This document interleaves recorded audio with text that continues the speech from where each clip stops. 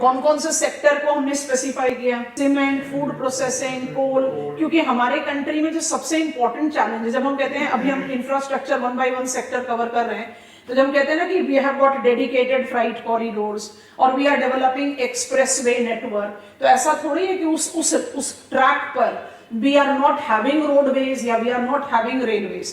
Point ये है that we want to create out that kind of dedicated corridors जिससे movement of goods will be eased, because transportation cost by default adds to cost of production, और cost of production को सिर्फ आप movement से नहीं associate करते, handling से भी एसोसिएट करते हो। हैंडलिंग को आप सी पोर्ट हैंडलिंग से अप्लाई करो। कंटेनर टर्मिनल डेवलपमेंट तो हमने 1997 से डेवलप करना शुरू किया, फिर भी ऐसा क्यों होता है कि सारे के सारे ट्रांसशिपमेंट मूवमेंट जो है हमारे नेबरिंग कंट्रीज के पोर्ट पर जाते हैं, हमारे पास आ ही नहीं रहे, अब तो खैर आना शुरू हुए। So that gives me the understanding of infrastructural bottlenecks. उन infrastructure bottlenecks को overcome करना, untapped potentiality को mobilize करना in all the segments of transportation, including logistic, is this and this. And when I take reference of these two, I can apply it to NIP versus NMP. जल्दी बताओ, क्योंकि हमारे पास examples आने शुरू हो जाएंगे। ग्रीनफील्ड कौन सा है? NIP। NMP क्या है? एसेट मोनेटाइजेशन, रिसाइकलिंग करना, कि यू आर डाइल्यूटिंग और liquidating your asset so that you can invest the money to precisely more required और more remunerative possible actions. This is what we have created as base. उसके बाद हम थोड़ा सा आगे बढ़ गए थे, we started talking about railways. Railways को हम ज्योग्राफिकल डोमेन में कैसे आउटलाइन करते हैं? One of the lengthiest networks of the world. Communication, navigation, surveillance services के लिए इंडियन रेलवे ने क्या किया है? इंडियन रेल मैप को रेल जोन्स में डिवाइड किया है। रेल जोन्स को हमेशा ऐसे याद रखना, 16+1, central, northern, north central, north eastern, eastern frontier, east central, east, come on, south east, coastal, coastal, west में चलो, वेस्टर्न, वेस्ट, सेंट्रल। अच्छा, दो कार्डिनल्स बता दो जहां सेंट्रल का स्कोप नहीं है।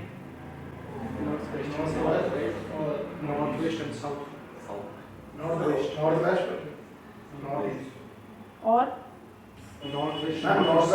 साउथ वेस्ट, दो तो सही है, तीसरे पे तो बढ़ो, south west. When I take reference of these rail zones, we are identifying it very clearly with area का demarcation, ताकि there is the swift connectivity। अच्छा, एक आप बिल्कुल out of context point बता रहे हैं। रेल कम्युनिकेशन के लिए जो हम ये कह रहे हैं रेल जोन है, रेल जोन के रेल हेडक्वार्टर्स हैं। तो मान लीजिए कि मेरा एक रेल मूवमेंट है, एक जोन से दूसरे जोन में एंटर करेगा, तो ये जो आपके पास कंपोनेंट लिखे हुए हैं नेशनल लॉजिस्टिक पॉलिसी के, इसका कौन सा कंपोनेंट है जो बहुत आराम से उसको जस्टिफाई करेगा? क्विक, एक स्टेट से दूसरे स्टेट पर एंटर करना या एक रेल जोन से दूसरे रेल जोन पर एंटर करना, कौन सा कंपोनेंट जस्टिफाई करेगा? हो नहीं सकता है, चूज करना है। प्रिलिमिनरी का क्वेश्चन पेपर है, choice A, B, C and D दे रखा है, E हटा दो, चूज वन। हम क्या करें आप लोगों का बताओ? आपको A, B versus C, D, E करके रिवाइज भी करवाया था। लीड्स माने कोई रिलेशन नहीं है, बट अपने आप को रिवाइज कराने के लिए। लीड्स का क्या लॉजिक है? यूनिप का तो लॉजिक है unified payment, transparency and accountability. Leads का क्या है? आप टर्मिनल का एक्सेस दे रहे हो, मोड ऑफ ट्रांसपोर्टेशन का एक्सेस दे रहे हो, you are creating out more swiftness, coordination among the different state government. कोई भी मूवमेंट ऑफ द लॉजिस्टिक को एक स्टेट से दूसरे स्टेट में सीमलेस मोबिलिटी मिले। तभी हमने आपको बताया कि we incorporated few parameters year on year basis, तो हमने 4 पैरामीटर्स आपको लिखवाए थे। ठीक है, चलिए रेलवेज को आगे बढ़ाते हैं। आई हैव अंडरस्टूड, ये मेरा ब्लूप्रिंट है रेलवे के स्टडी के लिए। आई हैव अंडरस्टूड रेलवेज का ज्योग्राफिकल डायमेंशन। 2 चीजें इसमें ऐड की हैं, एक को ज्यादा डिटेल्स में नहीं ले जाना, तो let it be one statement. हमारी geographical diversity both in terms of size, in terms of physiography, in terms of climate and thus habitation. यहाँ पर एक चीज ऐड करेंगे, हम इंडिया को कंट्री ऑफ ग्रेट डिस्टेंसेस नहीं बोलते, हम ऑस्ट्रेलिया को कंट्री ऑफ ग्रेट डिस्टेंसेस बोलते हैं। तो आप बोलोगे ठीक है ऑस्ट्रेलिया इंडिया से थोड़ा ज्यादा बड़ा है, बट हम ग्रेट डिस्टेंसेस का रेफरेंस बड़े साइज से नहीं लेते, हम ग्रेट डिस्टेंसेस का रेफरेंस लेते हैं फ्रीक्वेंसी और डेंसिटी ऑफ हैबिटेशन।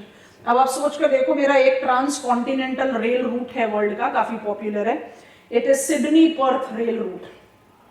मैप पर इमेजिन हो गया, मल्टी गॉज नेटवर्क है, ट्रांस कॉन्टिनेंटल है, सिडनी गया ईस्ट कोस्ट में, पर्थ गया वेस्ट कोस्ट में, और अपनी क्लाइमेटोलॉजी फिजियोग्राफी सबकी नॉलेज को अप्लाई कर दो, this had to be multi gauge, क्योंकि आप मेजरली डेजर्ट से जा रहे हो, but there are other physiographic units that also will be encountered. Travelling time कितना है इस रेल ट्रैक पर? 15 दिन। आप बोलोगे हम एफिशिएंसी की बात करें, 15 दिन तक कौन रेल में बैठा रहेगा? क्योंकि इस रेल का कहीं से भी कोई कमर्शियल पॉइंट नहीं है। ब्रेकअप जर्नी जहां पर आप कोई डिफाइंड टूरिस्ट डेस्टिनेशन को विजिट करना चाहते हो, that is how you are applying it. Point that I am trying to make is, Australia में थाउजेंड्स ऑफ किलोमीटर्स के डिस्टेंस पर मेरे को कोई हैबिटेशन मिलता ही नहीं। तो रोड बनाना या रेल बनाना, रोड तो फिर भी एक एलिमेंट्री कनेक्टिविटी के लिए जस्टिफाइड है, रेल बनाना by default is not commercially feasible.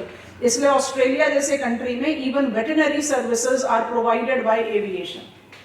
It is not to do, of course it has to do with a higher affluence, it's a developed country, but it also has to do with the fact कि rail track को बनाकर उसको maintain करना ज्यादा cost intensive है than providing on the same facility utilizing aviation.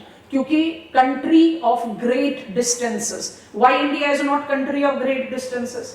एकदम back to back settlement है, uninhabited area नाम की चीज हमारे कंट्री में बहुत कम है, और जहां पर कम है वहां पर हमने नोटिस कर लिया था कल रेल रोड मैप को कंपेयर करते हुए कि प्लेट्यू इंटीरियर्स में ड्राउट प्रोन रेड सॉइल पर जाते हो तो रेल की डेंसिटी कम दिखती है, माउंटेनस एरिया पर जाते हो तो रेल ऑलमोस्ट वैनिश हो जाता है। So this is basically justifying that there are certain limitations that is posed by nature, natural conditions which we certainly can not undermine.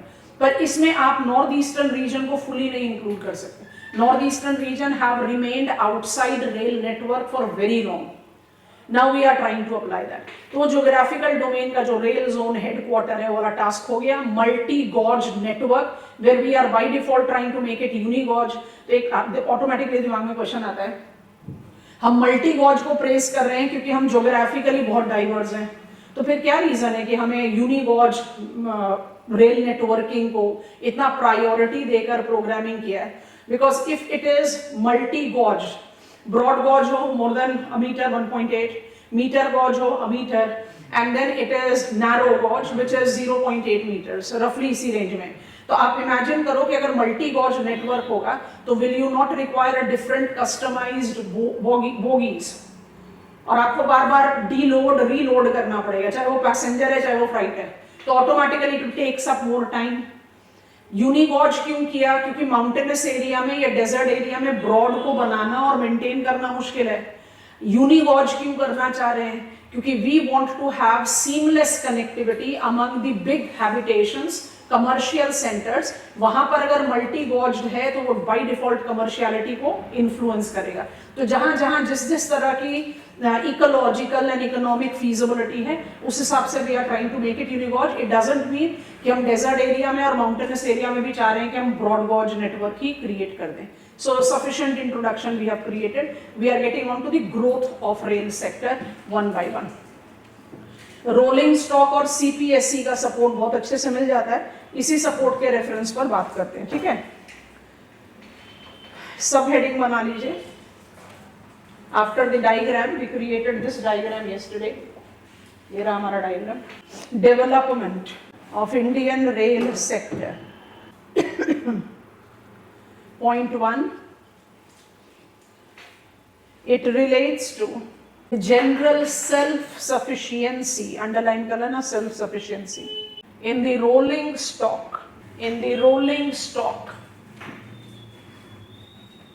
Next point, this is justified with conventional players, underline kar lo, that includes Integral Coach Factory, Perambur, Chennai, dash डाल के जरूर लिख लेना, have rolled down Vande Bharat rail coach factory Kapurthala, याद आ रहा है Punjab complex में लिया था, रेल कोच फैक्ट्री कपूरथला डालकर लिखो, that have mobilized, मदद कर सकते हैं,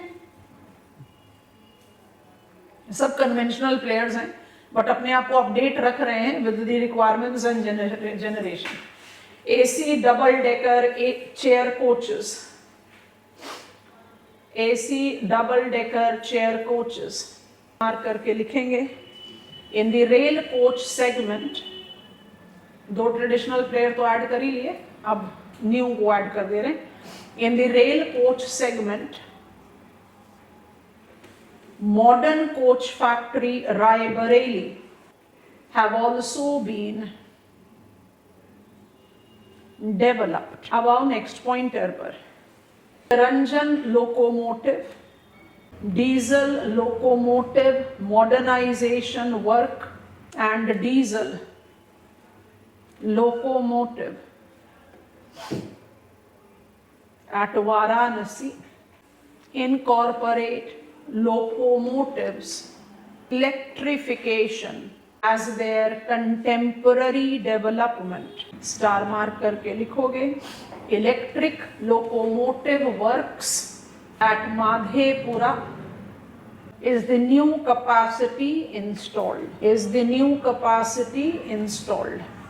Continue, next pointer, the rail wheel factory Bengaluru as a conventional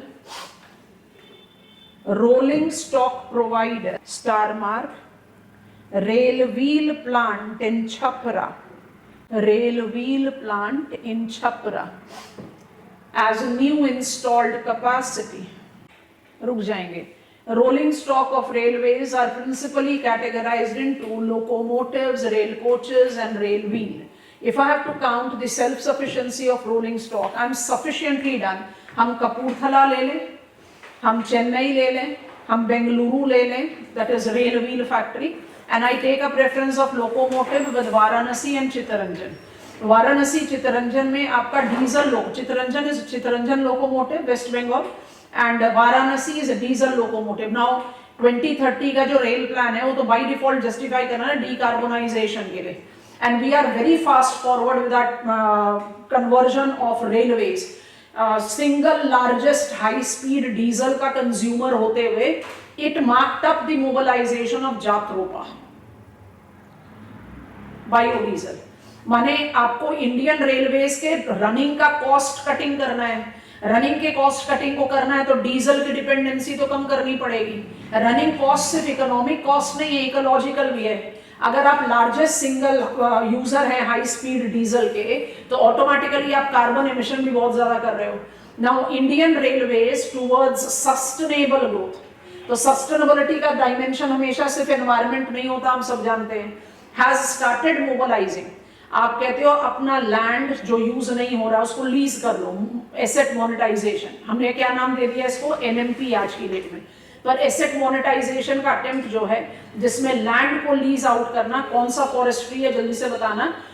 Indian railways ने अपने जो नॉट यूटिलाइज लैंड एरिया है उसको डिवोट कर दिया जात्रोपा कल्टीवेशन के लिए। जात्रोपा एज सोर्स ऑफ बायोडीजल, कौन सा बता ही दिया हमने तो अपने फिंगर से ही नंबर बता दिया, सेकेंड जनरेशन बायोडीजल सोर्स है। सेकेंड जनरेशन बायोडीजल सोर्स से आप क्या कर रहे हो, 20 से 25% तक हाई स्पीड डीजल के साथ ब्लेंड करोगे। आपको किसी भी तरह का कोई इक्विपमेंट चेंज नहीं करना है, आपका रनिंग कॉस्ट भी कम हो गया इकोलॉजिकली, रनिंग कॉस्ट कम हो गया इकोनॉमिकली। उसके बाद हमने स्विच ओवर किया कि इंडियन रेलवेज को हमने टोटली इलेक्ट्रीफाइड करना है, तो जो लोकोमोटिव है उसको भी तो रिकंस्ट्रक्ट करना पड़ेगा। So we are working towards it and we want to get on to that net zero target जो हमारा 2030 का है। So there is gradual demarcation. Rolling stock में इंडियन रेलवेज हमेशा से सेल्फ सफिशिएंट रहा है और जैसे जैसे रिक्वायरमेंट बढ़ रही है we are installing new capacities and we are by default upgrading the old one. ये वाला कॉलम हो गया। अब बी पार्ट में आएंगे, दैट इज CPSCs। चलो ऐसे ही शुरू करते हैं। CPSCs, रोल ऑफ CPSCs शुरू करेंगे स्पेशल पर्पस व्हीकल से, फिर बाकी जो आपके साथ हैं उनको किसी एक रीजन के साथ कलेक्ट आउट करेंगे। चलिए, role of CPSC. Point 1, Indian railways as a functioning unit in the ages of Ministry of Railway incorporate multiple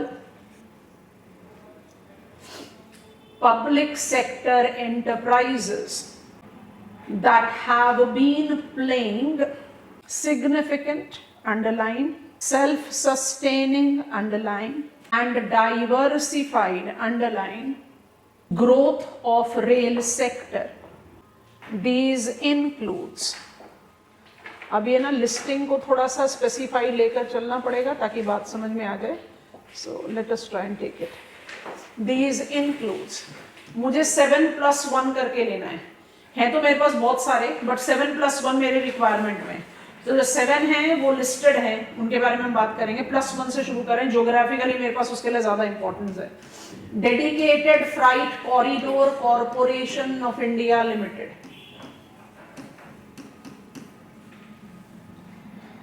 list करेंगे, साथ साथ में इसका इंफॉर्मेशन ऐड करते चले जाएंगे। DFCCIL, नाम ऐसे ही लिखो, फिर डिटेल्स नाम ले लो, एग्जामिनेशन में टाइम हो तो पूरा नाम लिखना, नहीं तो DFCCIL भी सफिशिएंट है। It's a dedicated freight corridor corporation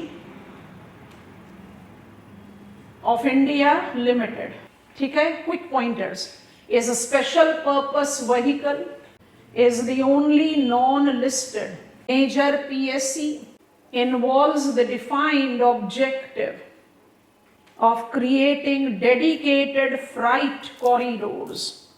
DFCs लिखते जाएंगे फटाफट। Dedicated freight corridors for seamless, cost-effective freight movement. Seamless, cost effective freight movement. Bracket में कुछ लिखना है बच्चों, मदद करा दो। इन लाइंस और compatibility with national logistic policy 2022, national logistic policy 2022, ठीक है। Next point, it incorporate 6 main corridors, 6 number को अंडरलाइन करो, डैश डालो, as constituent of golden quadrilateral freight corridors GQFC, ठीक है। अब कॉलम बना लो, ऑपरेशनलाइज, अंडरलाइन कीजिए, डैश डाल के लिखिए, denoting phase 1 of DFC, dash डालकर 2 नाम लिखने हैं, eastern dedicated freight corridor EDFC and western dedicated freight corridor. Component है, 2 ऑपरेशनलाइज्ड हो गए। देखो जरा मैप, कोर्स PMO थोड़ा सा ओल्डर मैप है क्योंकि इसमें जो डिमार्केशन है ना, एग्जिस्टिंग एंड एग्जिस्टिंग क्या है, एग्जिस्टिंग वो वाली लाइन है जिसमें आपका फ्राइट और पैसेंजर सब जा रहा है। कौन ऐसा थोड़ी ना कि आपने जब डेडिकेटेड, आप कह रहे हो भाई मेरा ईस्टर्न फ्राइट कॉरिडोर कहाँ से है, धनकुनी से लेकर लुधियाना, तो क्या हमारा डेडिकेटेड फ्राइट कॉरिडोर बनने से पहले यहाँ पर कोई रेल रूट था ही नहीं? बिल्कुल था। आप यही इमेजिन करो कि मुझे यहीं से तो सारा कोल ट्रांसपोर्ट करना है to the thermal power plants, यहाँ कौन सा कोल रिजर्व है? So it is there. आप क्या कर रहे हो, आप इसके साथ ओवरलैप कर रहे हो डेडिकेटेड फ्राइट कॉरिडोर। तो आपने लिखा है ईस्टर्न एंड वेस्टर्न। ईस्टर्न है धनकुनी, कोलकाता नहीं, धनकुनी से लुधियाना जाता है। थोड़ा सा आपको कंफ्यूज करेंगे, कंफ्यूज होना। National industrial corridor development, we are having 1 industrial corridor which overlaps here. नाम बताइए, कोलकाता अमृतसर, माने वो धनकुनी नहीं कोलकाता जाएगा और वो लुधियाना पर नहीं रुकेगा, अमृतसर जाएगा। ध्यान में रखना है। अच्छा, जो आपका इंडस्ट्रियल कॉरिडोर्स है, तो क्या इंडस्ट्रियल कॉरिडोर्स बिना किसी ट्रांसपोर्ट लिंक के से मल्टी मॉडल ट्रांसपोर्ट के बिना फंक्शन कर सकता है? नहीं। तो वहां पर रेल सर्विसेज भी चाहिए, रोड सर्विसेज भी चाहिए, वो मल्टी मॉडल है। पर उसमें कंफ्यूजन ये नहीं करना है कि all dedicated freight corridors are synonymous to industrial corridors, vice versa. कुछ ओवरलैप हो सकते हैं। तो आपने जहां ईस्टर्न लिखा है वहां लिख लो धनकुनी टू लुधियाना, और जहां वेस्टर्न लिखा है वहां लिख लो JNP, टी नहीं रहता है, JNP जवाहरलाल नेहरू पोर्ट नवी मुंबई में है and it goes till Dadri. जरा बताओ कौन से इंडस्ट्रियल कॉरिडोर से ओवरलैप कर रहे हैं? Delhi Mumbai industrial corridor. मुंबई पर रुक जाओगे आप, इससे JNP तक जा रहे हो, मतलब 1 स्टेप साउथ जा रहे हो, और यहाँ पर आप दादरी रेवाड़ी में रुक रहे हैं, थोड़ा सा नॉर्थ जाएंगे तब दिल्ली आएगा। तो ओवरलैप है बट सिनोनिमस नहीं। Dedicated freight corridors are the corridors to be developed for dedicated freight movement in alignment to national logistic policy. It is definitely parallel to already existing line. ऐसा नहीं कि यहाँ पर रेल लाइंस नहीं है, ये operational example है। अब कॉलम 2 पर आ जाओ। 6 कंपोनेंट है, 2 ऑपरेशनलाइज हो गए। सेकेंड कॉलम में लिखें the other 4 corridors at variable levels of implementations includes, list कर लें, नंबर लिखेंगे तीसरा, 1 and 2 हो चुका है। 3 east west corridor, east west लिखा है Kolkata to Mumbai. Next north south corridor, Delhi Chennai. Next southern corridor, Chennai to Goa. And finally east coast corridor, Kharagpur west Bengal में है टू विजयवाड़ा आंध्र प्रदेश। अच्छा जरा मुझे जल्दी से बता दो, आपके पास एक रेल कॉरिडोर है ईस्ट कोस्ट, चौथा एंड फाइनल हो गया। ईस्ट कोस्ट में हमने इंडस्ट्रियल कॉरिडोर्स भी डेवलप किए हैं, नाम बताइए जल्दी से। एक ही को बोला था कि वो नाम बताता नहीं है कि मैं कहां पर हूं। ओडिशा इकोनॉमिक कॉरिडोर, और उसके साउथ में Vizag Chennai, Chennai Bengaluru, Chennai Bengaluru via Coimbatore to Kochi, Bengaluru to Mumbai, Bengaluru to Hyderabad, Hyderabad to Warangal, Hyderabad to Nagpur, Delhi to Nagpur. याद आ रहा है कि नहीं?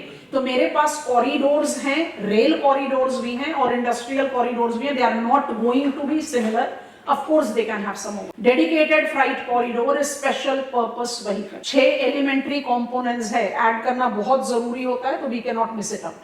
चलिए we are getting on to the next. एक स्टार मार्क पॉइंट बना देते हैं और उसके बाद फिर बाकी 7 पब्लिक सेक्टर एंटरप्राइजेस को ओपन कर लेते हैं। ऑल द 7, अब हम यहाँ जानबूझकर नंबर वाइज लिखेंगे। All the 7 listed public sector enterprises of Indian Railway have acquired, boldly underline, Navratna status, put a dash and write down, reflecting commercial growth of the sector. These includes, 7 नाम आने हैं।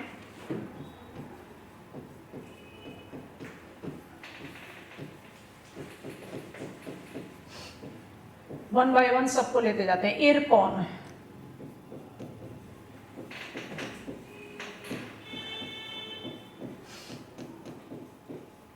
that stands for Indian Railway Construction. Point 1 have been revamped as Ircon International Limited. Principally involves construction of rail infrastructure as bridges, tunnels to enhance rail navigation. Star mark pointer. Ircon is the principal participant in the development of high-speed railways, HSR. अभी थोड़ी देर में details पर ले जाएंगे। HSR in India. Number 2, RVNL, Rail Vikas Nigam Limited. Underline कर लो, dash डालो। It operates under national rail Vikas Yojana. It develops new rail lines, capacity augmentation of existing lines, है ना, डबल लेनिंग करना, पैरेलल चलता हो, along with port connectivity. Star mark point. It has been designated as a second Larsen and Toubro L&T of commercial sector involving wide spectrum of rail projects, wide spectrum of rail projects, put a dash and write down, specifically Northeastern Railway, where 2 sub point लिख रहे हो, Guwahati in Assam, Agartala in Tripura, Itanagar, Arunachal Pradesh, and Aizawl Mizoram are connected with rail network. 8 north eastern states में 4 को हम connect कर चुके हैं, तो 4 बचे हुए हैं, ठीक है। सेकेंड सब पॉइंट लिख लेंगे, all northeastern states are to be covered by 2029-30, ठीक है।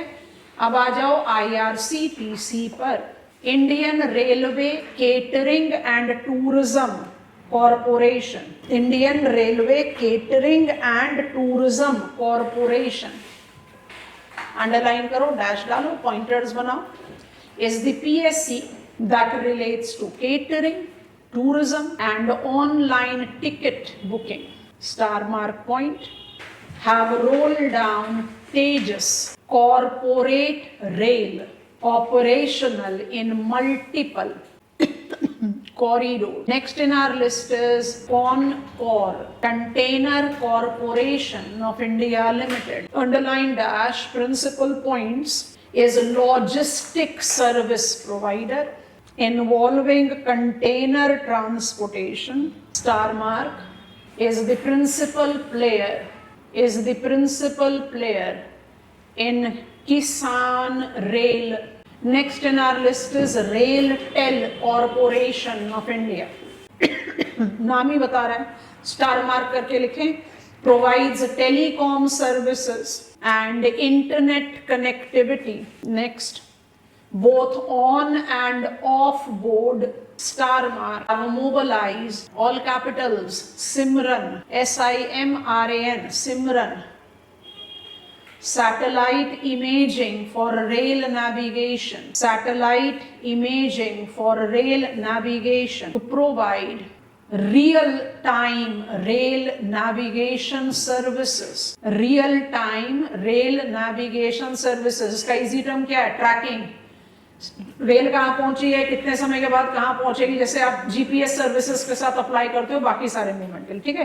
तो real time rail navigation both on board end of board, मतलब पैनल्स भी बने हुए हैं स्मार्ट रेल्स में कि आप यहाँ तक पहुंचे हैं, आपका नेक्स्ट स्टेशन ये है, और आप अपने मोबाइल या अपने और गैजेट पर भी इसको नोटिस कर सकते हो कि what is the movement. So बिल्कुल उसी लाइन पर जिस लाइन पर भी associated with civil aviation, tracking of the flight, बिल्कुल वही सिमरन, satellite imaging for rail navigation comes in 6th, RITES, Rail India Technical and Economic Services, Rail India Technical and Economic Services, underline dash, provides consultancy, engineering and technical services, star mark, with the Ministry of New and Renewable Energy, biodiesel, solar panel at the rooftop of passenger coaches have been mobilized. Next point लिखेंगे, with the DRDO, bio toilets development also relates to rights.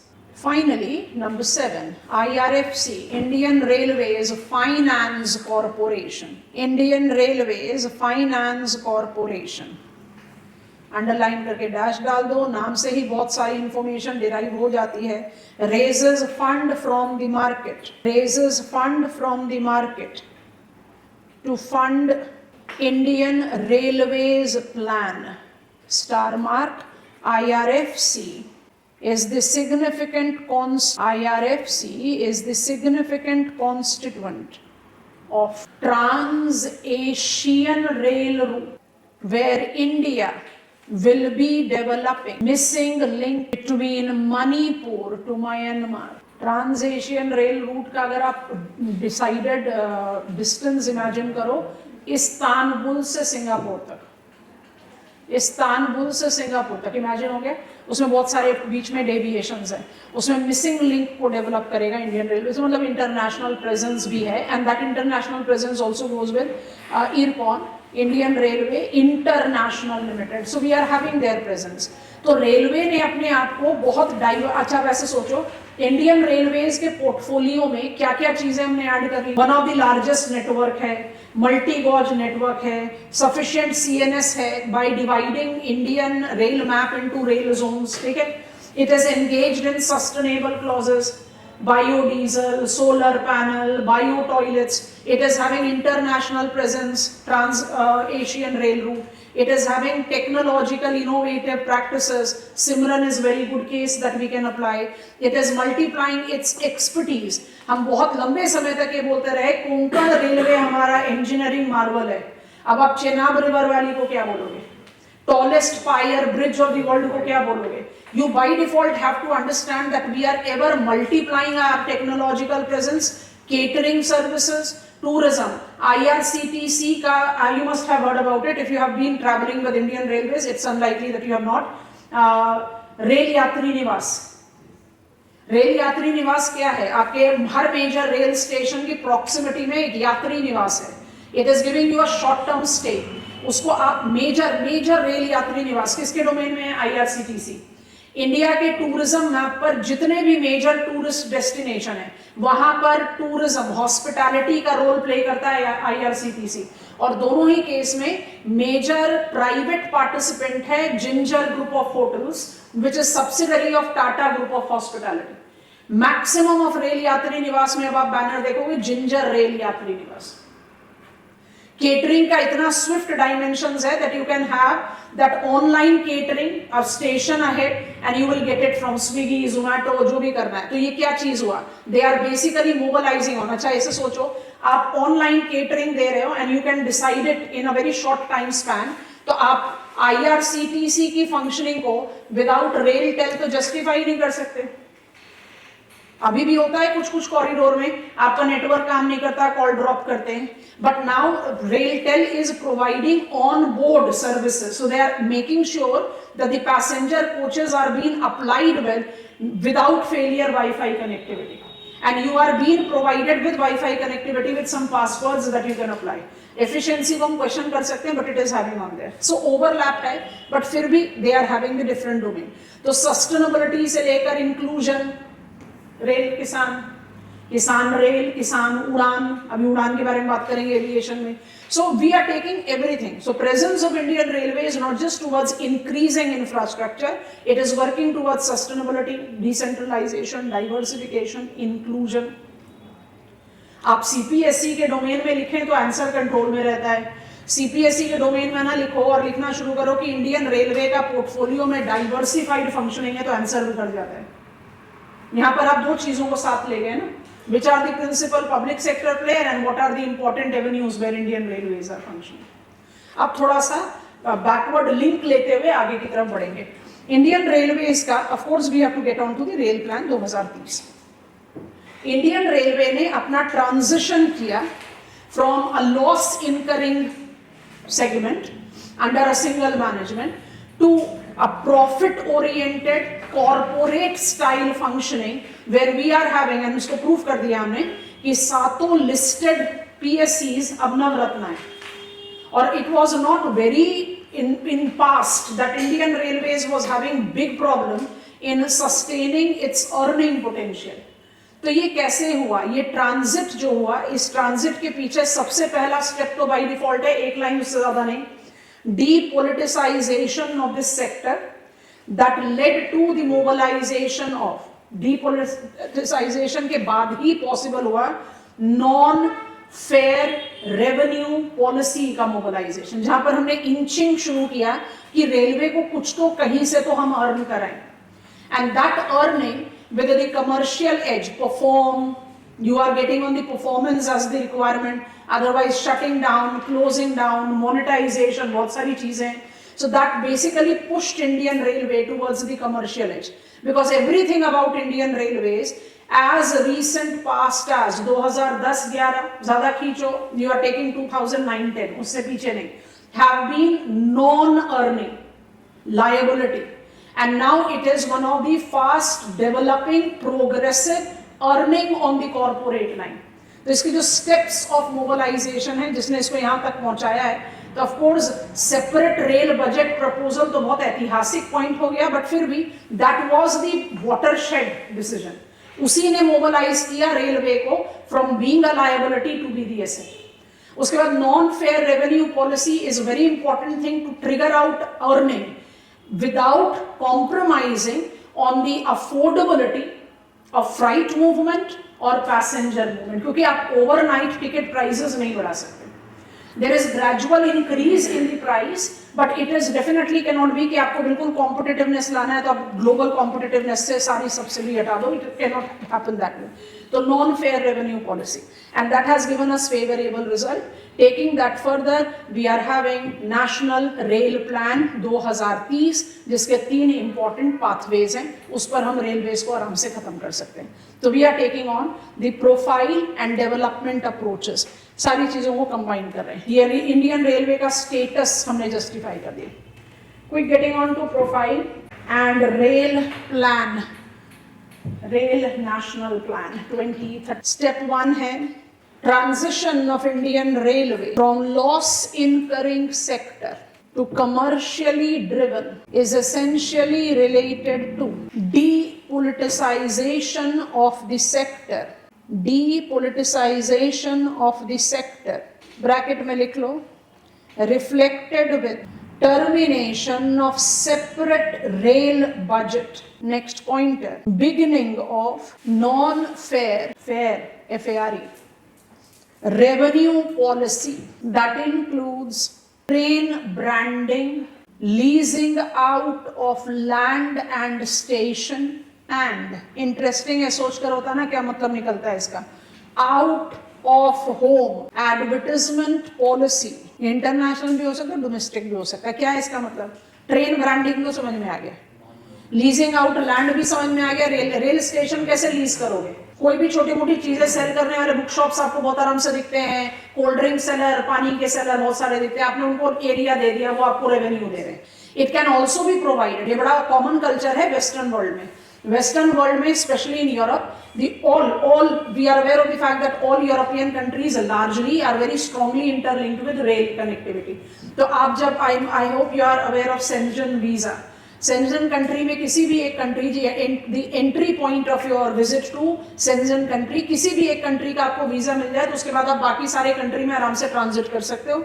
You just need to have a minor check at the change of the border. तो आप इस तरह के rail networking की बात करते हैं. तो जब आप रेल स्टेशन पर उतरते हो तो you as a tourist are automatically given the site of tour operators, guides, cab drivers, cab facility available. तो क्या होगा, इसी तरह के लोग जो हैं वो तो रेल स्टेशन को लीज आउट करेंगे. तो वी आर मोबिलाइजिंग दैट. तो ट्रेन ब्रांडिंग भी समझ में आ गया, leasing out of land and rail station भी समझ में आ गया. थर्ड लिख पाया है आउट ऑफ होम एडवर्टाइजमेंट. इसका क्या मतलब है? किस चीज का प्रोडक्ट, कौन सा प्रोडक्ट? रेलवे. इंडियन रेलवे सिर्फ एक सबसे मेजर ट्रांसपोर्टर नहीं है और the bulk commodity and second class passenger. Indian railway सिर्फ एक इंपॉर्टेंट इंग्रेडिएंट नहीं है या कनेक्टिव लिंक नहीं है फॉर टूरिज्म. इंडियन रेलवे खुद एक टूरिस्ट स्पॉट है. Odyssey, palace on wheel, Nilgiri rail, yes और नो, और दार्जिलिंग रेल, टॉय ट्रेन जिसको बोलते हैं. आपने you have, yes, Simla, you have added them into the list of, some of them are listed in World Heritage Convention. तो आप Nilgiri rail route को out of home advertise कर सकते हो ताकि टूरिस्ट अट्रैक्ट हो. जो आपने भारत पर्व में पढ़ा ना, बिल्कुल वैसे ही कि आप उसको शो केस कर रहे हो, उसके बारे में बता रहे हो. तो रेलवे खुद अपने रेल ब्रांडिंग कर रही है, रेलवे खुद अपना स्टेशंस पर बैनर लगा रही है आउट ऑफ होम. उससे क्या फायदा होगा? टूरिस्ट की जिज्ञासा बढ़ेगी, अच्छा ऐसा कुछ है तो हम वहां भी जाएंगे. पैलेस ऑन व्हील और Odyssey definitely is not a cup of tea of every individual. बहुत एक्सपेंसिव है, उनका नाम ही बता रहा है palace on wheel, but they by default attract extremely elite category of population and is known to be one of the very important tourist attraction. तो यहाँ पर उसकी बात हो रही है. तो out of home advertisement, it is out of home is to show case your own capacity and I. अब आइए नेक्स्ट स्टेप पर. The national rail plan 2030, underline कर लो, डैश डाल दो. Incorporate defined pathways for further facilitating rail sector development. A is decarbonization, that includes electrification, energy efficiency, low carbon energy sources, dash and write down, making railways net zero carbon emitter by 2030.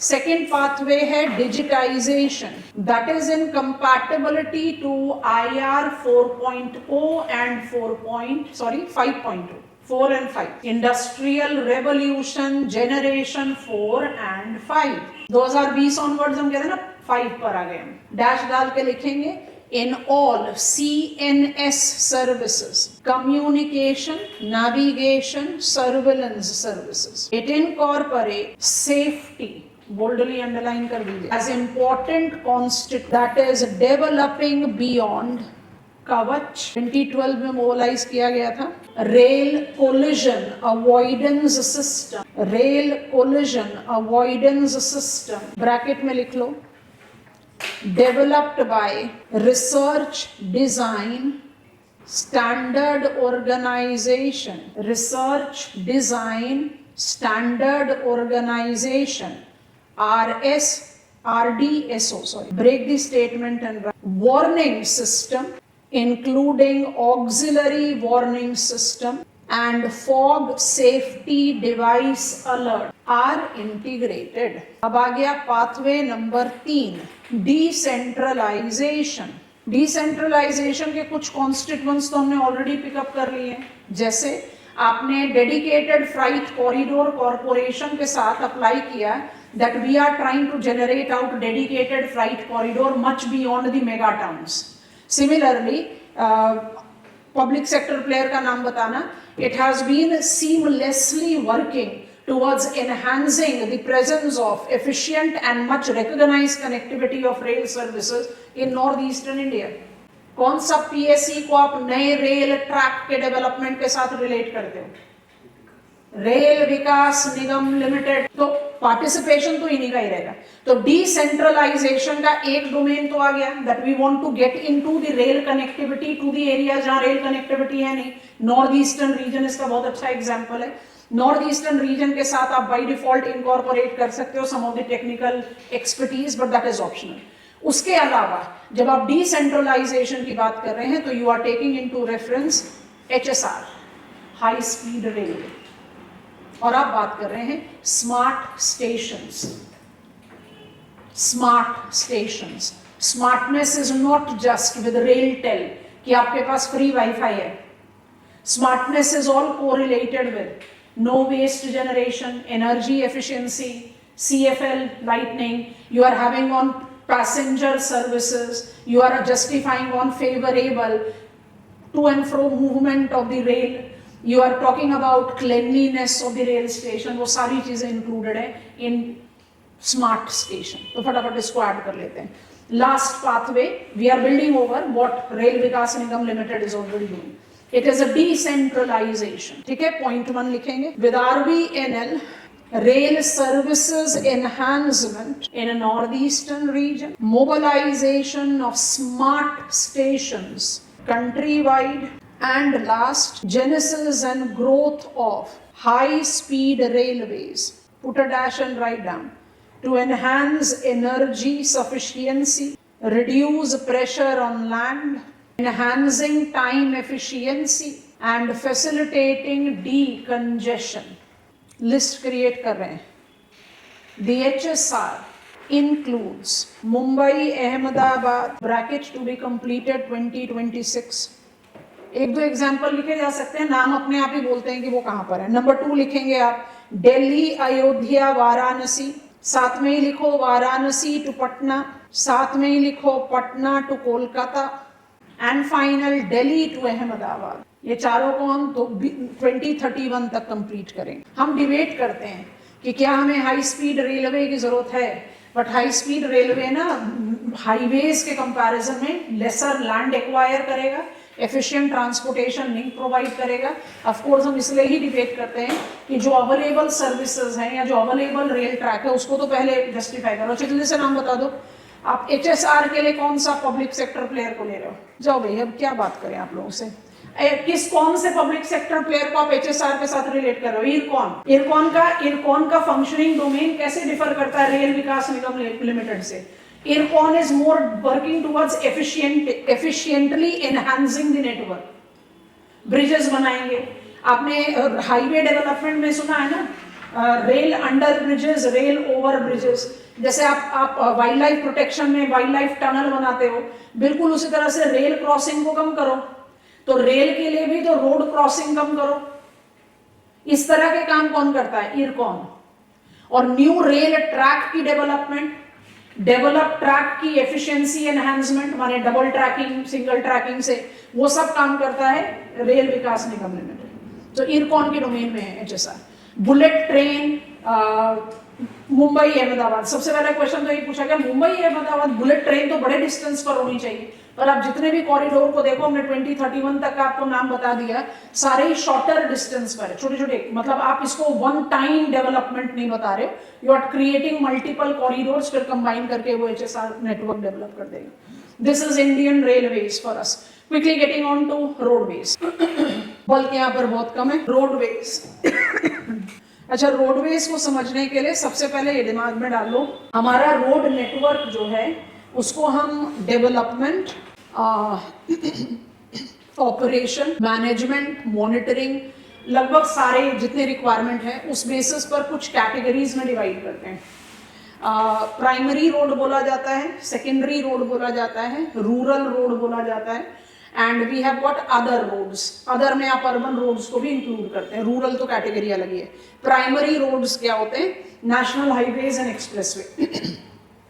Secondary road क्या होते हैं? State highways and district road. Rural road बोल रहा है कि क्या है? Other road में आप अप्लाई करते हो स्पेशल रोड कॉरिडोर्स या urban roads. Special road corridors में BRO का पार्टिसिपेशन होता है, बॉर्डर रोड ऑर्गेनाइजेशन। BRO जो है वो ministry of road transport highway के अंदर काम नहीं करता, मिनिस्ट्री ऑफ डिफेंस के अंतर्गत काम करता है। तो जितने भी बॉर्डर रोड्स होते हैं वो तो स्ट्रैटेजिकली इंपॉर्टेंट होते हैं, पर बॉर्डर एरिया में आपके पास सिविलियन पॉपुलेशन भी तो है, तो there is the requirement of creating some of the special corridors. तो इस डोमेन में अगर प्राइमरी रोड की बात हो रही है, लगभग 2% of the total network. Map of India पर स्टडी करोगे तो प्राइमरी रोड आपके डोमेन पर होना चाहिए। और जो सबसे प्रोमिनेंट अम्ब्रेला प्रोग्राम है फॉर रोड सेक्टर डेवलपमेंट वो तो भारतमाला है। भारतमाला की शुरुआत 2015 में नहीं हुई है, नाम की शुरुआत हुई है। पहला paradigm change in road sector development in India was national highway development programme. और नेशनल हाईवे डेवलपमेंट प्रोग्राम को आप 1998-99 में ट्रेस करते हैं। Golden quadrilateral, north south east west corridor, port connectivity with expressway, ये सारे कंपोनेंट ऑफ NHDP अब हमने सब्ज्यूम कर दिए हैं विद भारतमाला। NHDP की सक्सेस के बाद, लेट 1990s, NHDP के सक्सेस के बाद वी मोबिलाइज्ड इन 2013 प्रधानमंत्री भारत जोड़ो योजना। प्रधानमंत्री भारत जोड़ो योजना को 2015 के बाद भारतमाला का नाम दिया गया। तो भारतमाला 1.0 एक्चुअली क्या था? जो रोड कॉरिडोर्स हमने, प्राइमरी रोड, जो रोड कॉरिडोर्स हमने NHDP के अंतर्गत कवर अप किए हुए वो तो NHDP में गया। उसके अलावा जो इंपॉर्टेंट प्राइमरी रोड है, अब इंपॉर्टेंस आप किसी भी जजमेंट में कर सकते हो, अंडर सर्व्ड या unserved mega towns connectivity, cultural centre, tourism centre, और कोई किसी पॉइंट पर जिसको आपने कनेक्ट आउट नहीं किया, उन सबको हम कनेक्ट कर रहे थे भारतमाला में। भारतमाला 2.0 आते आते क्या कर लिया? NHDP को उसके अंदर सब्ज्यूम कर दिया। आज की डेट में मेरे पास कोई प्रोग्राम नहीं है NHDP, मेरे पास सिर्फ है Bharatmala. Bharatmala is working towards enhancing primary roads. Primary roads क्या है? National highways, expressways. दोनों में डिफरेंस क्या है? National highways are those original corridors which marked up their construction, I can say prior to independence also. Grand Trunk Road को तो आप और historical background में ले जा सकते हैं, but we have generated it gradually post independence in the domain of Ministry of Surface Transport. हमने उस नेशनल हाईवे नेटवर्क को बेटर पेवमेंट दिया, मल्टीपल लेन दिया, डिवाइडर दिया, रोड साइड एमिनिटीज दिया विद प्राइवेट पार्टिसिपेशन। वहां पर हमने कैटेगराइज करना शुरू कर दिया expressway. So what is elementary difference between national highway and expressway? Expressway are elevated, enhanced, improved national highway. Bharatmala 2.0 में NHDP को सब्ज्यूम कर दो और भारतमाला के जो कंपोनेंट्स हैं साफ डिमार्केट किए जाते हैं उसको आप अप्लाई कर दो, काम खत्म हो जाएगा। State highways and district road को कंबाइन करके हम बोलते हैं सेकेंडरी रोड। दोनों को कंबाइन करके लगभग rounded off figure 3% of road network आता है। कम ऑन, 2% नेशनल हाईवे में चला गया, खाली 3% स्टेट हाईवे में आ रहा है। More than 72% is rural road. पर आपका 80% से ज्यादा पैसेंजर मूवमेंट और 70% से ज्यादा फ्राइट मूवमेंट जा रहा है प्राइमरी रोड पर।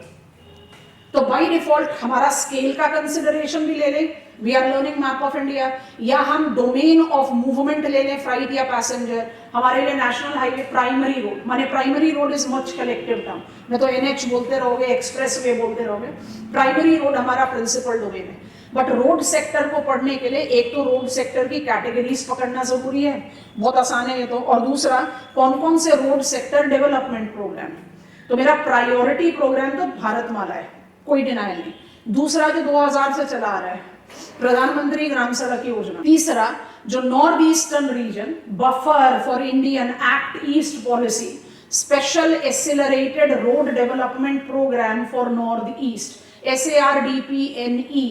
SARDPNE के बहुत सारे कॉरिडोर्स हैं जो स्पेशल रोड कैटेगरी में आते हैं, जिसमें BRO का भी पार्टिसिपेशन। उसके अलावा लेफ्ट विंग एक्सट्रीमिज्म, अब तो हम ग्रेजुअली इसको पास्ट टेंस में अप्लाई करते जा रहे हैं, पर left wing extremism affected area जो मेरा पूरा रेड कॉरिडोर है, वहां पर जितने भी हाईवेज का डेवलपमेंट प्रपोज्ड है, it is referred as road requirement plan for left wing extremism affected area. This RRP includes variable lengths of secondary roads, माने इसमें स्टेट हाईवेज हैं और डिस्ट्रिक्ट रोड्स हैं, पर इसकी डेवलपमेंट का डोमेन जो है वो ministry of road transport and highway में। सिंपल लॉजिक क्या है, एक्सप्रेसवे नहीं बनाना, ऑल वेदर रोड बनाना है, क्योंकि अगर हम ओवर जनरलाइजेशन करें, there are still many locations in our country as कस्बास एज विलेजेस जहाँ कोई प्रेजेंस कनेक्टिविटी नहीं है और कोई प्रेजेंस ऑफ एडमिनिस्ट्रेशन नहीं है, पुलिस चौकी नहीं है, ग्राम पंचायत नहीं है,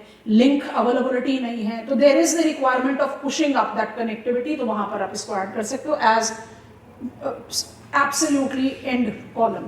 तो रोड सेक्टर की लर्निंग के लिए रोड सेक्टर डेवलपमेंट प्रोग्राम्स का जो जो ऑब्जेक्टिव है वो अपने आप ही जस्टिफाई करता है कि क्या क्या प्रॉब्लम्स है और क्या क्या प्रॉस्पेक्ट है। तो road network of India was by default ready by late 1990s। 1990s में क्या डिसाइड प्रॉब्लम समझ में आई, India became a globalized economy.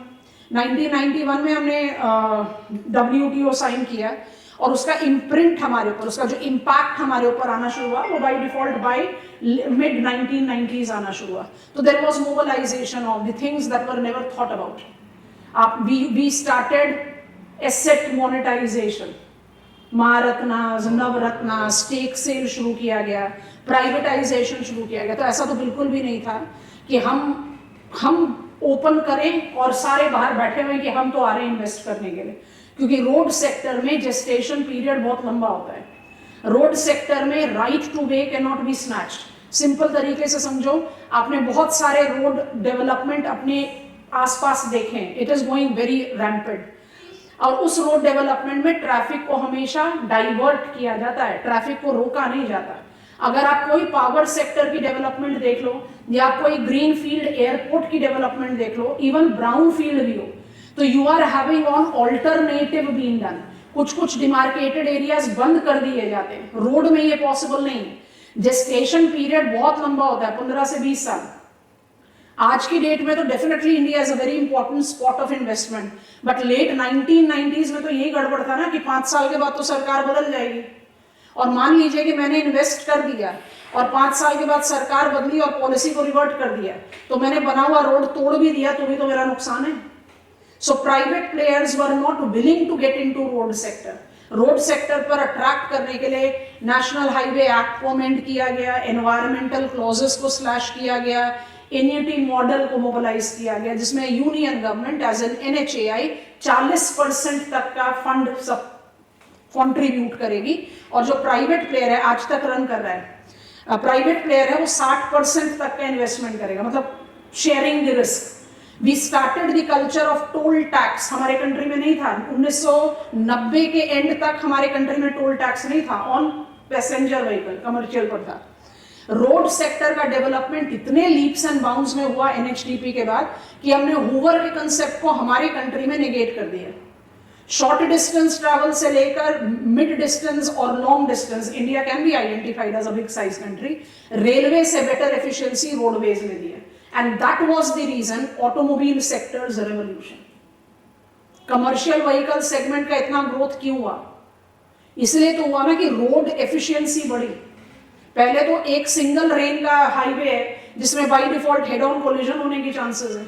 Now you are talking about multiple lane, 4, 6, 8 lane. So it automatically is creating on the domain. और हम workout कर रहे हैं towards increasing the efficiency. bypasses बनाना, ओवर अंडर ब्रिजेस बनाना, वो सारे कॉन्स्टिट्यूएंट है भारतमाला के अंदर. फटाफट से पॉइंटर्स क्रिएट करो. Indian roadways. Indian roadways. Point 1, India presently identifies largest road network in world. Next, for the construction, operation, management and monitoring road network in the country is categorized into multiple segments. These includes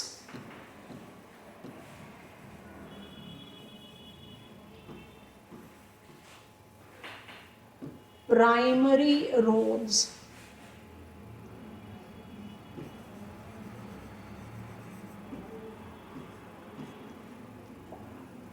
secondary roads,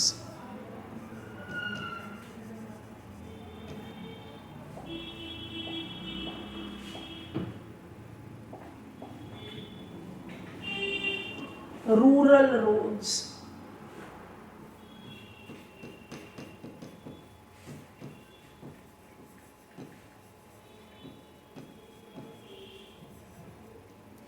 and other road categories.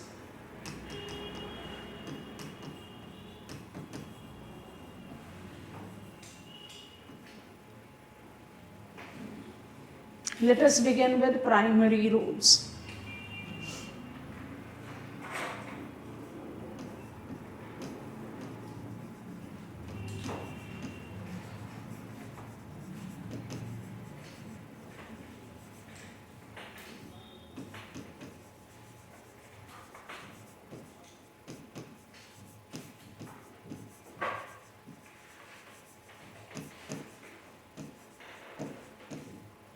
Point 1 of primary roads. It includes national highways and expressways.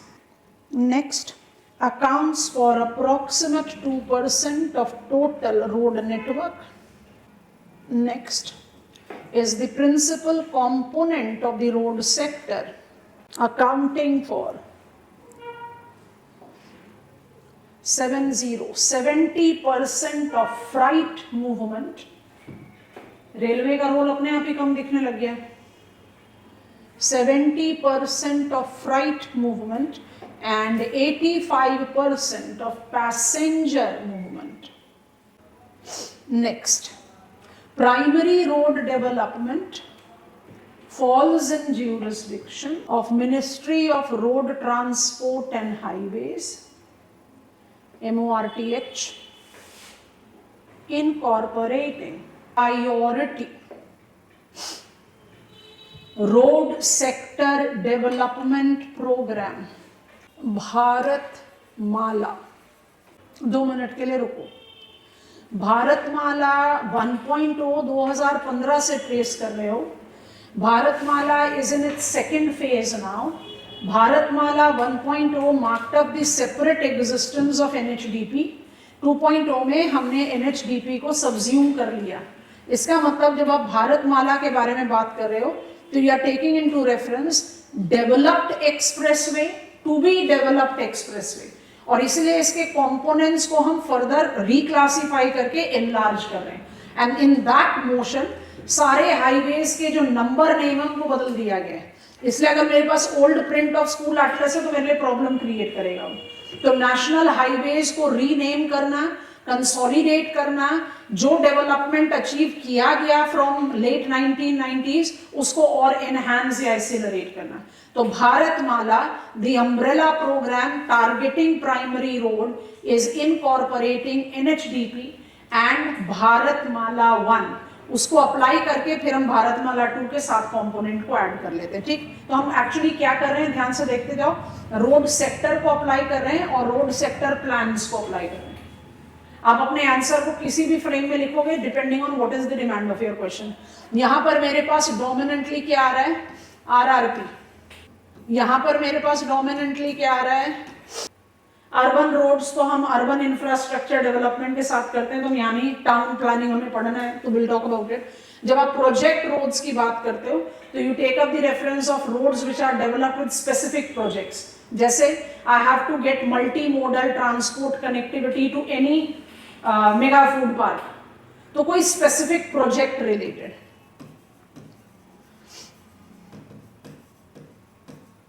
और जब आप बात करते हो general staff roads की, जिसमें BRO border road organisation का participation होता है, यहां पर SARDPNE पूरा नहीं, सारा ब्लॉक नहीं आता जनरल स्टाफ रोड पर जो आपका बॉर्डर एरियाज में आ जाएगा उसको आप इंक्लूड करोगे।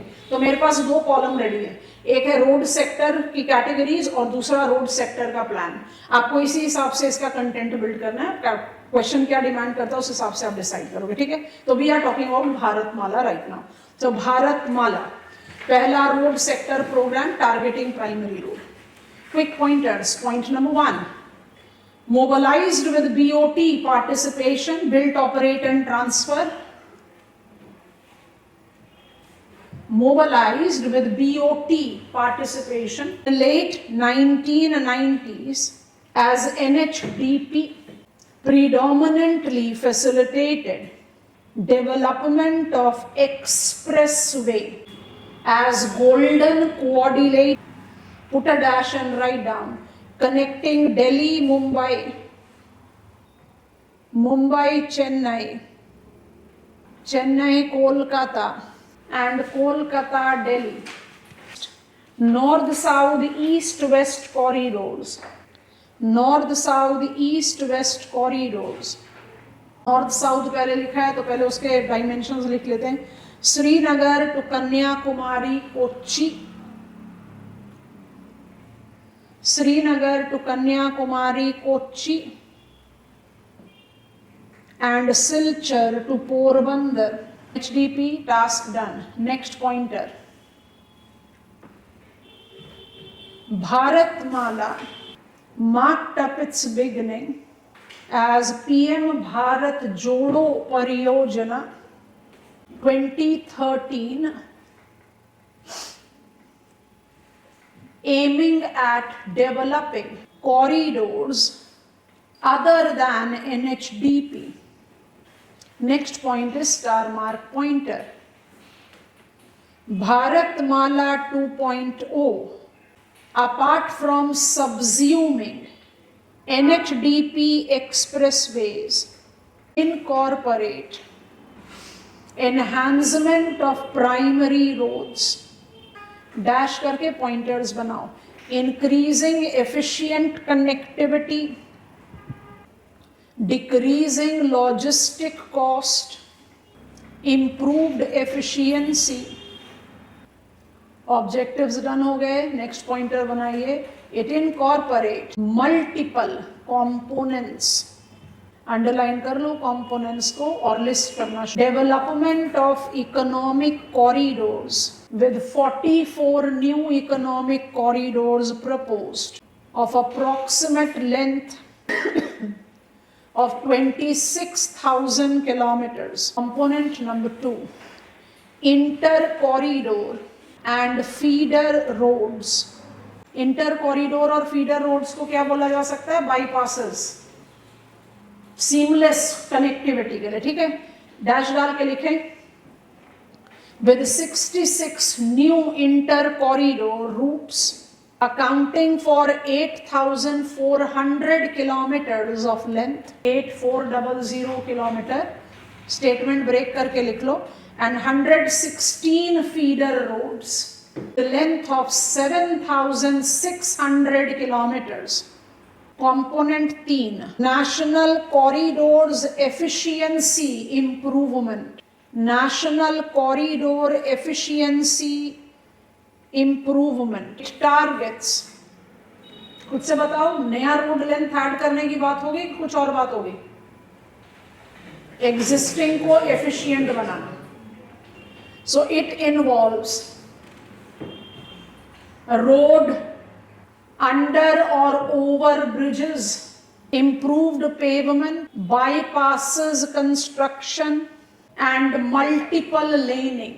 Number 4, border and international road connectivity. Border and international road connectivity involves 2000 kilometers of length. Component number 5, coastal and port connectivity roads.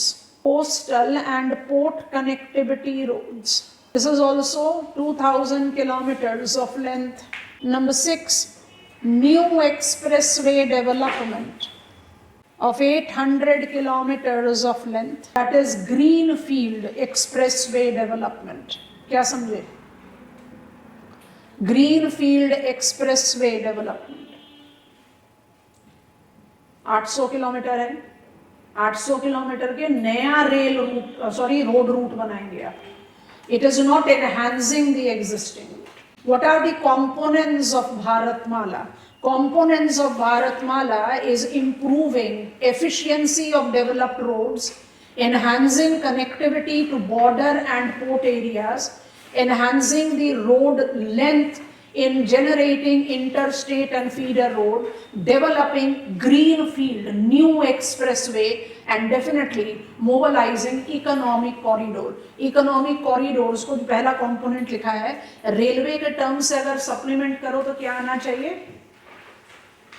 Freight corridors.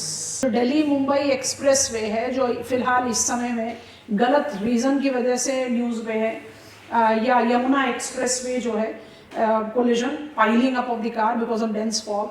ये दोनों एक्सप्रेसवे बड़े अच्छे एग्जाम्पल हैं पैसेंजर मूवमेंट के लिए. यहाँ पर फ्राइट मूव नहीं करता.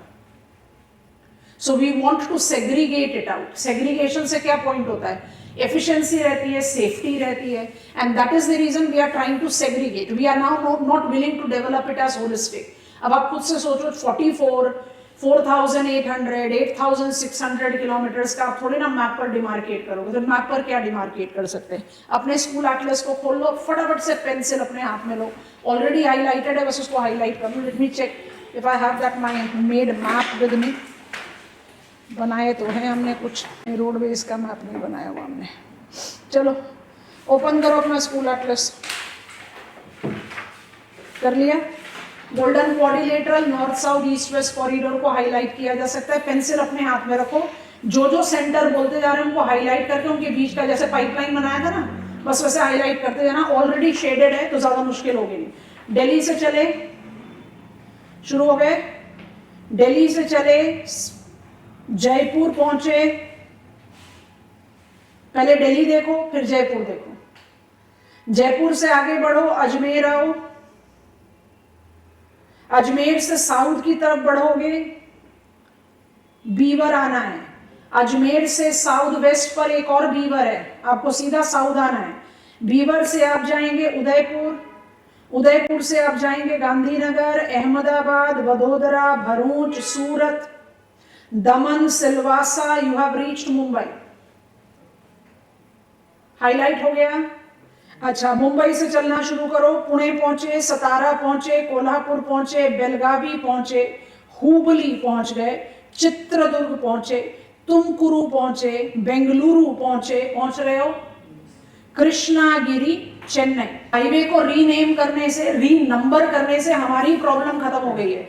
आप देखो दिल्ली से मुंबई और मुंबई से चेन्नई 48 पर ट्रैवल कर रहे हो आप. पहले यहां पर इतने सारे नाम थे. नेशनल हाईवे 8, नेशनल हाईवे 4, 47 अलग अलग. अब आपने उसको रीनेम कर दिया.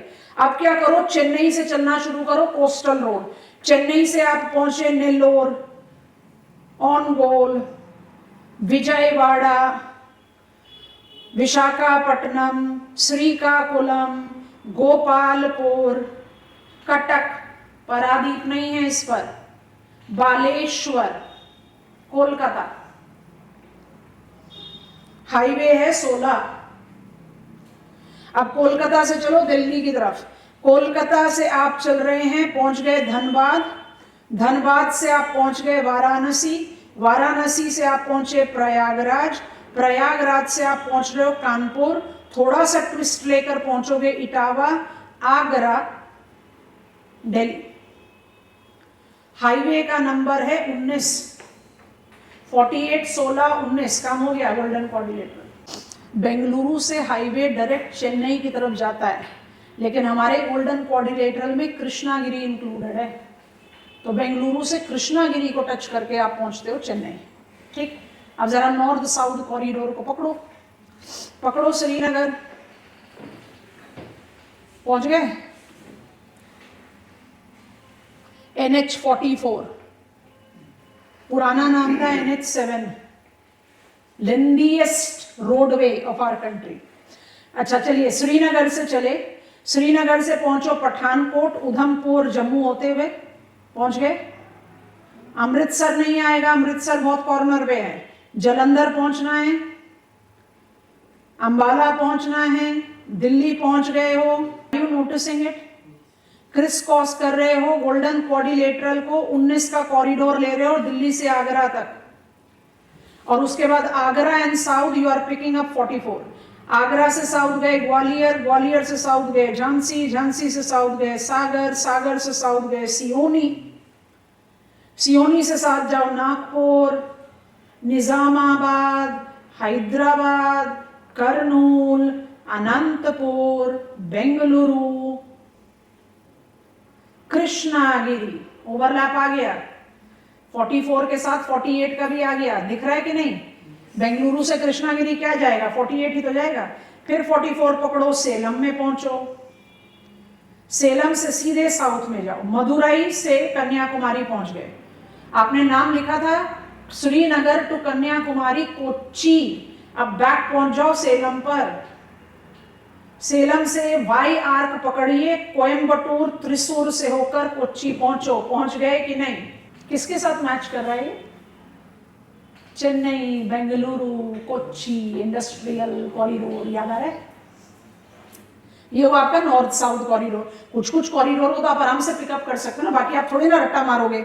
26,500 किलोमीटर का 44 इकोनॉमिक कॉरिडोर होगा। आप जो चीज स्पेसिफाई करके लिख सकते हो या डायग्राम बना सकते हो उसको आप हाईलाइट कर सकते हो।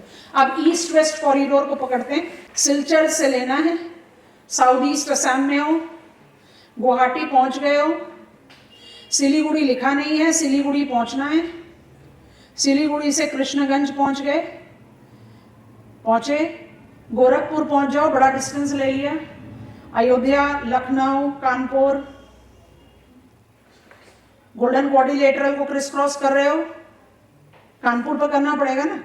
फिर झांसी पहुंचो, नॉर्थ साउथ कॉरिडोर को क्रिस क्रॉस करोगे, शिवपुरी पहुंचो, कोटा पहुंचो, पहुंच रहे हैं, पिंडवाड़ा, राधनपुर, राजकोट, हाईवे का नंबर है 27। अब आप इसी में जज कर लेंगे, हम पोर्ट्स तो आपको आफ्टर एविएशन बताएंगे।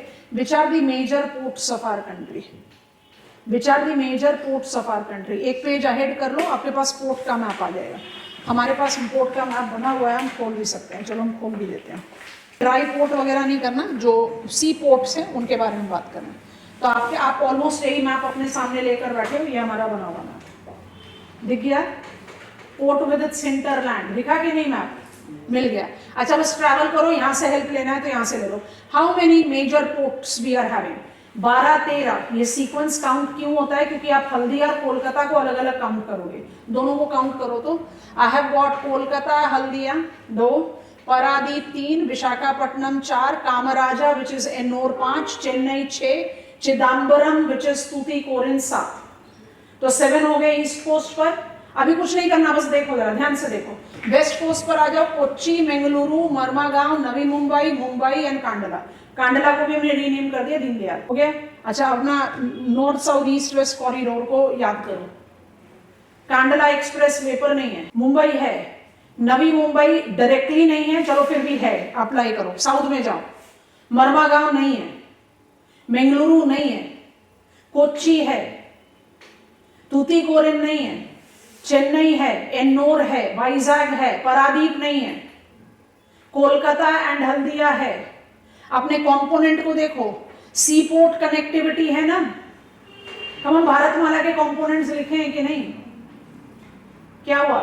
एक्सप्रेसवे में जो पोर्ट्स ऑलरेडी कनेक्टेड है वो तो कनेक्ट हो गए, जो नहीं है उनके लिए तो आपको स्पेसिफिक कॉरिडोर बनाना ही पड़ेगा। आपको बात समझ में आ रही है?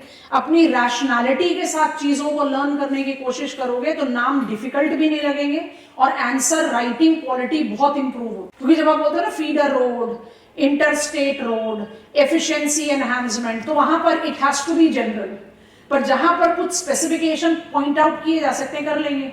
Sagarmala 2.0 and Bharatmala 2.0 with multi modal प्रधानमंत्री गति शक्ति नेशनल लॉजिस्टिक पॉलिसी तो यही कह रहा है कि मुझे सिर्फ 2 रनिंग रोड नेटवर्क नहीं चाहिए, 2 रनिंग रेल नेटवर्क नहीं चाहिए, मुझे सब चाहिए। जिस लॉजिस्टिक सर्विस प्रोवाइडर को जो मीन्स ऑफ ट्रांसपोर्ट एफिशिएंट लगेगा वो उसका। तो you are trying to develop as much of the density of infrastructure as. तो उसमें कुछ कंपोनेंट ऐसे हैं जिनको ओपन एंडेड छोड़ना पड़ता है, कुछ कंपोनेंट ऐसे जिसको आप specify. I think you have understood. Road sector 1 है तो 2% of the road network, but 75 और 80% का तो मूवमेंट ले रहा है, तो अपने आप ही बहुत इंपॉर्टेंट हो गया। Here goes our Bharatmala. कुछ कुछ हाईवेज हमारे रेडार पर आ गए। 48 चेन्नई से कोलकाता किस में गए? 16 कोलकाता से दिल्ली किस पर गए? 19 lengthiest Srinagar to Kanyakumari 44 east west corridor 27 हो गया ना। इतने तो नाम भी याद हो गए। चलो आ जाओ कैटेगरी नंबर 2 सेकेंडरी रोड। जल्दी जल्दी। Secondary road underline dash. ये कोई प्रायोरिटी प्रोग्राम नहीं है बट रोड सेक्टर डेवलपमेंट का प्रोग्राम है, तो will take that into account. Secondary road includes state highways and district roads that falls in the jurisdiction of state government and district administration. Star mark point. Roadway Sector Development Program RRP LWE, that is Road Requirement Plan for Left-Wing Extremism Affected Area, includes 5,500 kilometers of all-weather road connectivity involving primary participation of Ministry of Road Transport and Highway. ठीक है, अब लिखो category number next rural road, underline करके dash डालेंगे। It forms the constituent of road sector that accounts for 22% rounded off length of total road network in the country. Its development management falls in the jurisdiction of Panchayati Raj institution. Next, the flagship program प्रधानमंत्री ग्राम सड़क योजना 100% union government sponsored program with support of World Bank. Next, it targets connecting all habitations, all weather roads, bracket में लिखो, definition of habitation includes total population, 2 arrows बना लो, of 500 people in plain या favorable area. दूसरे arrow में लिखो 250 population in tribal and unfavorable locations. Star mark करके add कर देना। 2000 से चल रहा है ये योजना। By 2029, 25,000 habitations are targeted to be connected. ये भी हो गया। अब आ जाओ category number last, other roads. जैसे लिखा है उसमें उल्टा चलेंगे, ठीक है। अदर रोड्स क्योंकि अर्बन रोड के बारे में हम अभी बात करने वाले। It includes general staff road developed, maintained by border road organization that marks its functioning under Ministry of Defence. SARDPNE is Special Accelerated Road Development Plan for Northeast, flagship program for Northeastern states connectivity. Take the statement and write, involving objective of connecting all state capitals, district headquarters, other important economic and cultural locations, the single or multiple laned corridors. Mark point लिखेंगे। The program is implemented and developed by Ministry of Road Transport and Highway. Some corridors, Tawang पर पहुंचोगे तो BRO का तो काम आ ही जाएगा। Some corridors being developed and managed by BRO. ठीक हो गया। B लिखेंगे project roads, underline dash, it refers to specific section of road infrastructure that is subjected to defined development, maintenance, serving specified objectives. Next, it can incorporate multiple authorities depending on involved corridors. Examples लिख लो। एक तो हमने पढ़ी रखा है industrial corridors, mining corridors etcetera. अब आ जाइए C and final, urban road infrastructure. Urban road infrastructure also falls into the same category. जैसे हमने रेलवेज में मेट्रो को नाम लिखकर छोड़ दिया ना, क्योंकि हमारा स्केल क्या है, मैप ऑफ इंडिया है, तो आप सब अर्बन रेलवे के बारे में ज्यादा एम्फेसिस थोड़ी दे सकते हो, with in city metro networking के बारे में ज्यादा एम्फेसिस नहीं दे सकते, बिल्कुल वैसे ही urban. Remind yourself, road sector unlike rail sector do not give me much bulk of content, but उसको ऑर्गेनाइज करने के लिए बहुत जरूरी है that we are taking a preference of sectors of the road and programmes. तो programmes dominantly जो जाने जाते हैं, भारतमाला जाना जाता है, SARDPNE जाना जाता है, और प्रधानमंत्री ग्राम सड़क योजना जाना जाता है। हमने RRP को भी ऐड कर दिया और प्रधानमंत्री SARDPNE को इंक्लूड करने के लिए हमने बॉर्डर रोड ऑर्गेनाइजेशन को ऐड करके प्रोजेक्ट रोड की एक कैटेगरी अप्लाई कर दी। अगर इंडस्ट्रियल कॉरिडोर्स में रोडवे डेवलपमेंट है और वो प्राइमरी रोड कैटेगरी में आएगा तो मिनिस्ट्री ऑफ रोड ट्रांसपोर्ट और हाईवे का रोल आएगा। कोल माइनिंग के लिए आप रोड इंफ्रास्ट्रक्चर डेवलप कर रहे हो और कोल माइनिंग में कोई विलेज है, डिस्ट्रिक्ट रोड है, तो स्टेट एडमिनिस्ट्रेशन का रोल आएगा। तो मल्टी पब्लिक डोमेन का रोल होता है वहां पर। This completes our surface transport. हमारा नेक्स्ट लेग ऑफ स्टडी है सिविल एविएशन। सिविल एविएशन की कहानी है 1953, 1995 and 2016।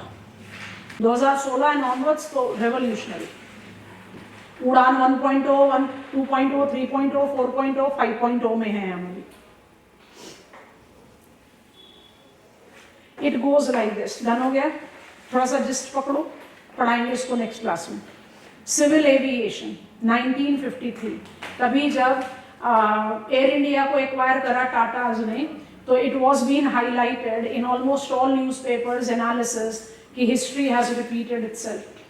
At the time of attainment of independence, India had several fragmented air services providers. Bharat Airways था, टाटा सन्स था, हमने national Airways था, हमने इन सब को सिविल एविएशन पॉलिसी 1953 में कंसोलिडेट कर दिया। कंसोलिडेट करके सिविल एविएशन पॉलिसी 1953, एक लाइन का रेफरेंस चलेगा जब हम डेवलपमेंट की बात करेंगे। सिविल एविएशन आज सुनने में बड़ा फनी लगता है, बट ये इतनी बड़ी रियलिटी है कि 1990 तक 1995 पिकअप करो, क्योंकि हमारे पास सिविल एविएशन पॉलिसी 1995 तक एक एवरेज इंडियन सिटीजन को एयरक्राफ्ट बोर्ड करना एक लाइफ टाइम ड्रीम होता था, इम्पॉसिबल था उनके लिए एयर ट्रैवल करना, क्योंकि 53 सिविल एविएशन पॉलिसी ने दो काम किए। पहला, कंसोलिडेट कर दिया सेक्टर को, जितने भी फ्रैगमेंटेड उस समय तो लो कॉस्ट फुल फ्रिल वाला कैटेगराइजेशन ही था, तो सिंपल एयर सर्विस प्रोवाइडर्स जो थे उनको आपने कंसोलिडेट करके Air India, India Airlines and Pawan Hans, आपने पब्लिक सेक्टर डोमेन में सिविल एविएशन सर्विस प्रोवाइडर्स को डाल दिया। और सिविल एविएशन पॉलिसी 1953 बहुत क्लियरली स्टेट करती है, it is class apart means of transportation, and as India entered state socialism, its focus of infrastructure development was towards roadways, railways. Commoners के लिए था ही नहीं सिविल एविएशन, किसके लिए था? Elitist people. Elite meaning elitist, बहुत मुश्किल, बहुत expensive. So it was something that was being developed as a class apart means of transportation. आज तो बिल्कुल funny reference लगता है। Time leap ले लो, 1995 में पहुंचो। 1995 globalisation, 1995 airport authority of India came into being. Airport authority of India, DGCA, दोनों के रोल के बारे में बात करेंगे डिटेल्स में अभी थोड़ा सा। Airport authority of India came into being. आप बोलोगे इससे पहले क्या एयरपोर्ट अथॉरिटी नहीं था? बिल्कुल था, पर डोमेस्टिक अलग था, इंटरनेशनल अलग था। हमने उन सबको सब्ज्यूम करके एयरपोर्ट अथॉरिटी ऑफ इंडिया को जनरेशन दिया। It was the time 1995 policy, open sky policy शुरू हुई, culture of low cost carrier. Globalisation की वजह से दो तीन चीजें हुई। पहली, इंडियन एरोस्पेस और इंडियन एयरपोर्ट इंफ्रास्ट्रक्चर की यूटिलाइजेशन बढ़ी। अगर एमएनसीज इन्वेस्ट करेगी इंडिया में या एमएनसीज इन्वेस्ट कर रही है चाइना में, तो by default flight movement Indian aerospace को इस्तेमाल करेगा। इंडिया में इन्वेस्टमेंट है तो एरोस्पेस को, एरोस्पेस गलत टर्म है, air space, aerospace broader expression है, हम एयर स्पेस की बात करें, इंडियन एयर स्पेस को यूटिलाइज करेगा। इंडिया में लैंड करना है तो एयरपोर्ट इंफ्रास्ट्रक्चर को यूटिलाइज करेगा। तो frequency and number of air services increased so much that Indian airspace and Indian airport by default were lacking in capacity to handle it. वहां से शुरुआत हुई सिविल एविएशन इंफ्रास्ट्रक्चर डेवलपमेंट की। ये सिर्फ ओवरसीज कैरियर का पॉइंट नहीं था। दूसरा क्या हुआ, हमने ओपन स्काई पॉलिसी मोबिलाइज की। ओपन स्काई का मतलब है कि new civil aviation service providers को एनकरेज किया। That was the time when we had the beginning of low cost carrier. Deccan Airways बड़ा major revolutionary developed air service provider था।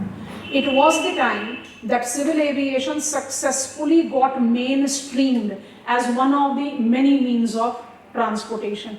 अच्छा, तीसरी चीज के साथ आप ये ऐड कर सकते हैं कि आपने ओपन स्काई पॉलिसी से डोमिनेटिंग प्लेयर को डाइवर्सिफाई कर दिया, तो कॉम्पिटिटिव ग्रोथ होना शुरू हुआ। इसलिए आज हम चैलेंज कर रहे हैं ना इंडिगो का जो पूरा टर्मोइल हुआ, क्यों हमने फिर से वही वाला डोमिनेंस दे दिया। पहले यही वाला डोमिनेंस जेट एयरवेज में था, उसको ग्राउंड कर दिया। उससे तो नुकसान ही होता है ना कंट्री का। आपके पास जितनी कैपेसिटी है आप उसको रेगुलेट करेंगे तो यू आर मोबिलाइजिंग। चाइना जैसी कंट्री के पास 11 रजिस्टर्ड एयरलाइनर्स हैं। ईस्ट चाइना अलग है, साउथ चाइना अलग है, वेस्ट चाइना अलग है। इंडिया के पास ले देकर एक ही कैरियर था, उसको भी हमने प्राइवेटाइज कर दिया। उसके बाद एफिशिएंसी एनहांसमेंट चाहिए, उसका शेयर बहुत रिस्ट्रिक्टेड है। लो कॉस्ट कैरियर, चलो वो सब अलग प्रॉब्लम्स के बारे में बात करते हैं। 1995 marked up civil aviation mainstreaming. Mainstreaming का पहला बताया ग्लोबलाइजेशन का इम्पैक्ट, दूसरा बताया ओपन स्काई पॉलिसी, और तीसरा बता दिया पर कैपिटा इनकम में थोड़ी सी इंक्रीज हुई, पीपल्स लिविंग स्टैंडर्ड स्लाइटली रोज। तो चॉइस हो गया, शताब्दी राजधानी से जाएं कि लो कॉस्ट कैरियर से जाएं। So that created broader base. Very clearly, civil aviation got mainstream. लेकिन हम वो 1995 का रेफरेंस लेकर आ जाएं उड़ान पर। कौन से सिविल एविएशन पॉलिसी में आ गए? 2016। तो आप 1995 से 2016 में आओ। हमारे पास 2011 सेंसस के हिसाब से 4000 हैं, तो 4000 एडमिनिस्ट्रेटिव टाउन्स हैं, टोटल टाउन्स 8000 हैं। Census of India identifies 4 types of urban unit. Administrative towns, उसको स्टैट्यूटरी टाउन्स भी बोलते हैं, census towns, urban agglomeration and outgrowth.